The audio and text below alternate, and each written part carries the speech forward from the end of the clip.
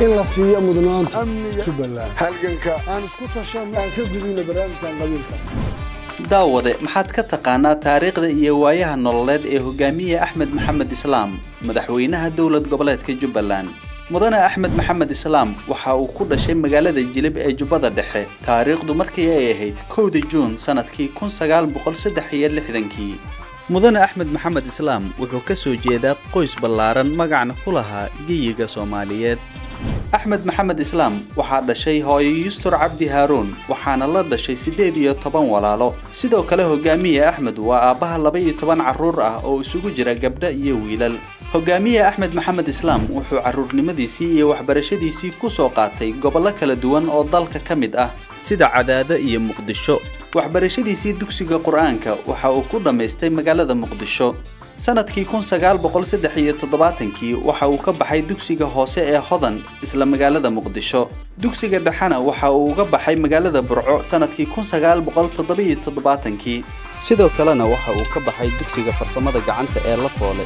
intii u dhaxaysay 1980 ilaa 1981 mudane Axmed Maxamed Islaam waxa uu macallin ka noqday dugsiga hoose dhexe ee Axmed Gurey ee magaalada Hargeysa intii u dhaxaysay 1981 ilaa 1982 taasoo ahayd shaqadii qaranka mudane Axmed Maxamed Islaam wuxuu bartay cilmiga shariicada islaamka intii u dhaxaysay 1982 ilaa 1986 hogaamiye Axmed wuxuu ahaa ganacsade intii u dhaxaysay 1987 ilaa 1991 kadibna wuxuu ku biiray dhaqdhaqaaqyadii islaamiga ah ee dalka ka jiray laga bilaabo 1991 wuxuuna ka soo mid noqday ururada al-Ittixaad al-Islaami ee gudaha Soomaaliya ururkii Raas Kamboni iyo maxkamadihii islaamiga oo uu gudoomiye uga ahaa gobolada Jubbooyinka intii u dhaxaysay 2006 ilaa 2007 Axmed Maxamed Islaam waxa ay dhaawacyo ka soo gaareen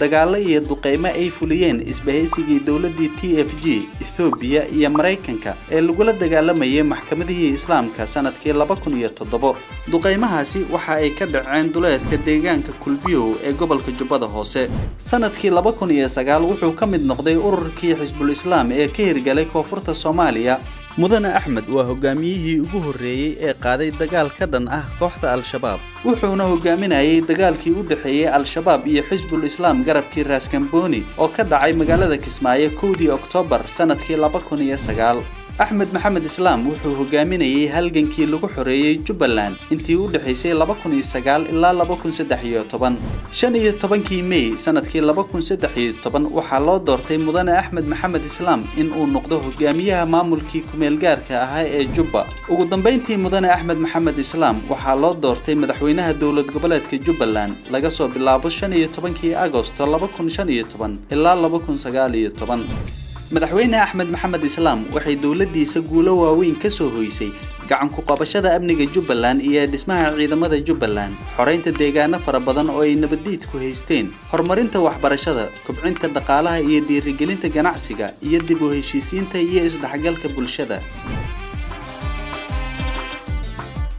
amniga si loo sii baahiyo amniga Jubbaland mudane Axmed Maxamed Islaam wuxuu ballan qaadayaa xoojinta dhismaha qaybaha kala duwan ee ciidanka si loo helo cudud ciidan oo awood u leh ciribtirka wax kasta oo halis ku ah amniga Jubbaland xoojinta nabadgelyada bulshada iyo deegaanada Jubbaland mudane Axmed wuxuu dib u xoreyn doonaa dhammaan degmooyinka iyo deegaanada Jubbaland ee ka maqan gacanta dawladda muddo 18 bilood gudahood ah waxbarashada maamulka Axmed Maxamed Islaam waxa uu hore ugu guuleystay dejinta iyo mideynta manhajka waxbarashada ee dugsiyada hoose iyo kuwa dhexe ee Jubbaland mar kalena waxa uu dejin doonaa manhajka waxbarashada dugsiyada sare dugsiyada farsamada gacanta iyo tacliinta sare ee macadyada iyo jaamacadaha Jubbaland waxbarashada gabdhaha waxa uu siiyaa welina siin doonaa muhiimadda koowaad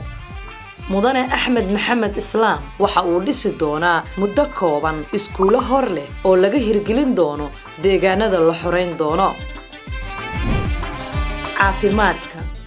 adeegyada caafimaadka Jubbaland waxa horey loo gaarsiiyay deegaanada laga xoreeyay gacanta cadawga mudane axmed waxa uu muddo kooban ku dhisi doonaa xarumo caafimaad oo bilaash ah kuwaasi oo laga hirgelin doono tuulo degmo iyo gobol waxaana la tayan doonaa cisbitaalada guud iyo kuwa gaarka ah ee ku yaala deegaanada xorta ah iyo kuwa la xoreyn doono